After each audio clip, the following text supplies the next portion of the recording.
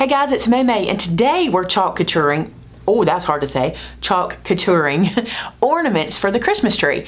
I was on a trip recently and I bought some Christmas magazines to take with me, and on the front cover were these so cute embroidery hoop ornaments. That's super easy to do. As a matter of fact, when I was a kid, my mom and I used to do this because we could change them from year to year to change our decor without spending a lot of money. So what I'm gonna do is take some flannel. This is a very low pile flannel, so there's not a lot of fuzz because I wanna ink it, so I don't want it to have too much texture. So that's why I chose this particular flannel. And I'm gonna do 2 different sizes. Now, the ornaments that I saw in the magazine were literally white snowflakes on a red plaid background in an embroidery hoop and hung on a tree. I think I'm gonna add a bow to the top, but theirs were super simple. The snowflakes I'm gonna use are these. They come from Chalk Couture. They're in the catalog right here, and you can pick these up. They're super cute. Matter of fact, these will work for the whole winter season, and you get all different sizes, which I think are perfect for this project. I'm also going to be using white ink today. I don't know that I've used a lot of ink on the channel, so you're going to get to see how that works. And we've already cut these apart. This is one that I'm saving for later, so I'll put that aside. And when I say we, I mean Amanda, who's sitting over here handing me everything. It's nice to have an assistant in the room. I'm going to decide on my snowflake based on my embroidery hoop. By the way, these came from Walmart, but I'll try to find some to link for you guys in the description. But I just picked these up at my local Walmart. So this is a little too big, because see how it cuts off the point? So I don't want to use that one for this one, but it might work perfectly for this one, okay? And then this one, which I think is really cute, looks like it's perfect for that one. Good deal. Okay, so for your fabric, all you need to do is make sure you give yourself enough space to tuck this in. If you've never used an embroidery hoop before, you just untwist this and you have 2 pieces. What these are used for is for doing cross stitch and embroidery, where it holds your fabric nice and taut while you do the stitching, but they're also super cute for decorating. So you really just want to make sure you have enough fabric to be able to press it down and get a nice tight, like, what's the word? A nice tight layer when you press that down in there. So what I'm gonna do is make sure my snowflake is kind of in the center.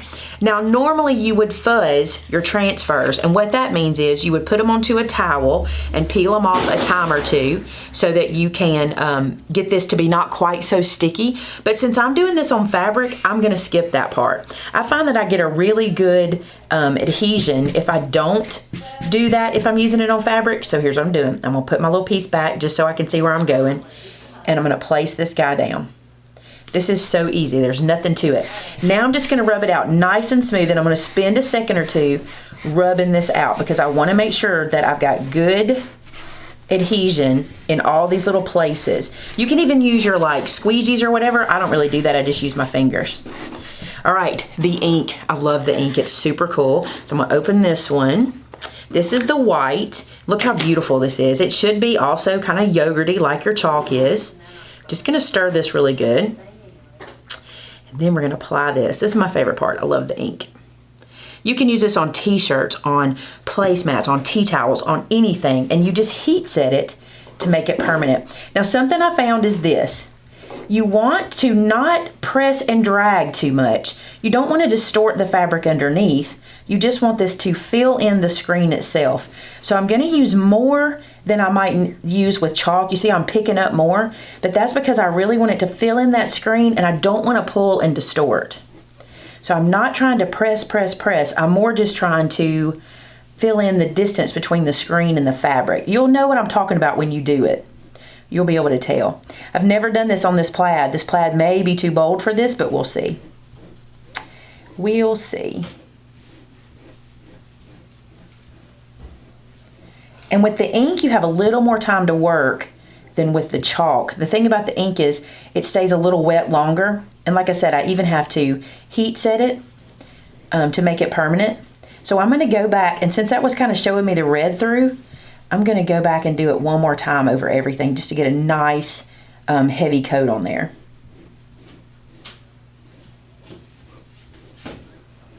Yeah, I can tell that's doing better because the red is kind of dissipating. You can kind of still see the red in the plaid through the stencil. So I don't want to do that. I want to get this in there and let it soak in good. All right, now I'm going to scrape off the excess. You can use a regular squeegee, by the way. I'm just hooked on my stylus. I just love this thing. They make a bigger squeegee, they make a thick squeegee, they have some that are thin and skinny little squeegees, so lots of options for that. I will tell you, if you use this stylus, you do have to clean up more little lines, but that didn't really bother me. All right, put that into my water bath that's up there. Put that lid just like that so I don't do anything crazy. And then, Amanda's gonna stick her hand in here and help me. I'm gonna peel away, an even peel. Don't try to pull from one corner because that can cause your screen to distort, and you wanna do a nice even peel. That's pretty on there. That's pretty cool. The fabric is a little furry, but here's what I'm gonna do. I'm gonna let this sit and dry, and then I'm gonna kind of go back and kind of play with that fabric. But really, from far away, like in the camera, it looks absolutely perfect. You can't see what I'm talking about. There's a little bit of fur on there, but it's a flannel. So I'm gonna let this dry, and then I'm gonna heat set it. While I let that dry, I'm gonna go ahead and do the other one.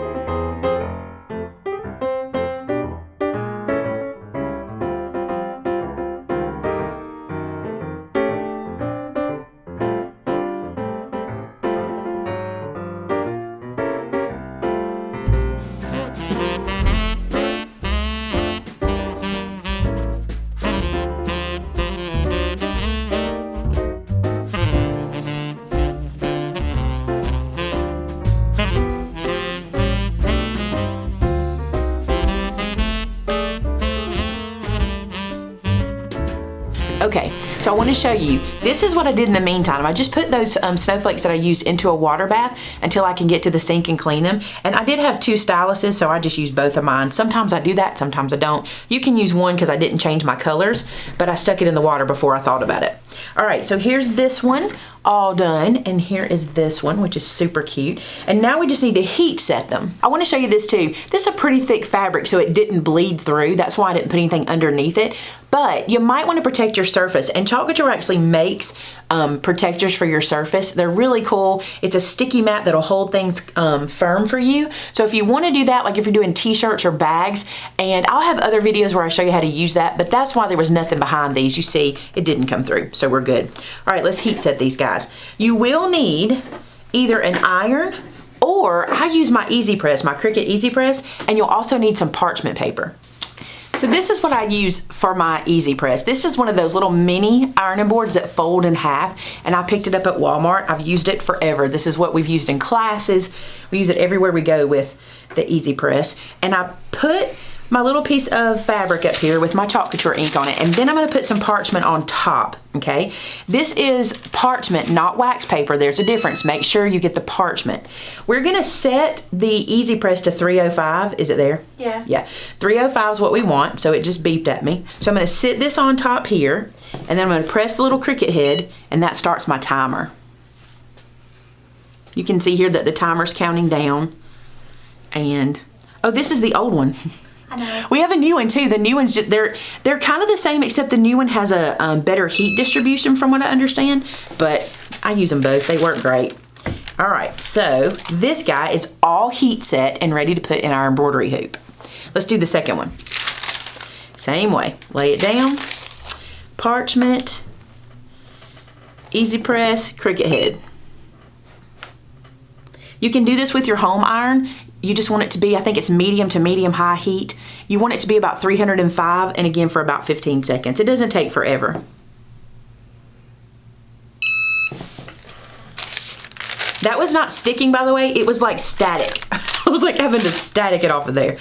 All right, these are ready. Let's put them in the hoop. Let's do the little one first. This guy is, oh, I need to unscrew the top and loosen it up. What you do with your embroidery hoop is you take the solid ring, okay, and it goes behind, and you want to kind of center that snowflake in there, and you want to take your other loop and you want to loosen it, and this, when you push it down, is going to pull the fabric, and if you get lucky, it'll pull the fabric in just the right spot, but if you don't, you just have to kind of maneuver the fabric around. This seems to be laying pretty well, actually. And you want it to be snug, because that's what makes it super cute, is how tight they are. So I'm just going to press that and make it nice and flat. Turn it over and press again. And then I'm going to tighten this. I don't need to tighten it much. It's pretty snug. All right, and then you're just gonna scissor that away, but let's go ahead and do the other one. And then I will cut that away and show you how I do it. So place this little guy in kind of centered. It's pretty good. Loosen this guy up.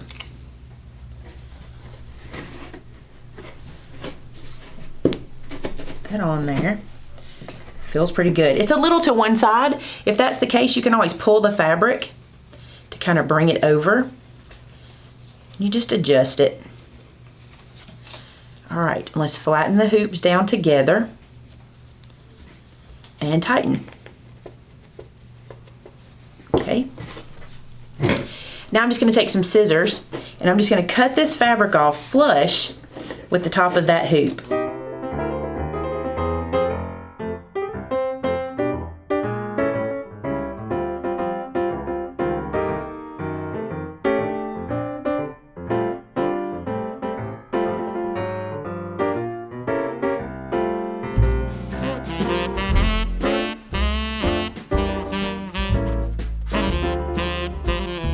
So there's one cut and super cute. Isn't that adorable? I actually love this very much.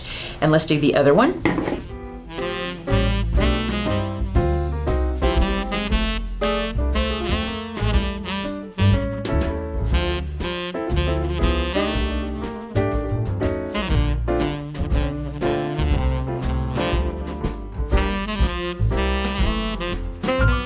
So there are my two embroidery hoop ornaments, and I may add a bow to them, I may not, but I'm gonna take pictures and show you what these look like on the tree just like this, because this is exactly how they looked in that fancy Christmas magazine I was looking at, and I thought how easy and perfect to be done with the Chalk Couture.